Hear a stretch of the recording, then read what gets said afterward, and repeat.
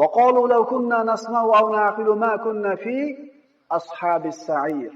Ular kofirlar yana aytishdiki, agar bizlar ogohlantiruvchi payg'ambarning so'zlarini tinglab, aql yurgizguvchi bo'lganimizda, do'zax egalari qatorida bo'lmas edik. Aqli bo'lmagan ekan. Agar biz aqlimizni ishlatganimizda, jahannam ahllaridan bo'lmas edik. Aqlimizni ishlatib turib payg'ambarning gapiga kirganimizda, mana shu hasrat nadomatda qolmasdik deyapti. Insonlar shunchalik ahmoq bo'ladimi deysiz? Alloh taolo javobini aytib turibdi bu yerda. Odamlar o'zini vaqtini to'g'ri sarflab, vaqtidan unumli foydalanishi uchun to'sadigan ishlardan bittasi aqlning kamligi. Endi bolangiz aqli kamlik qilib, o'sha o'ziga foydali bo'lgan ishni qilmayaptimi?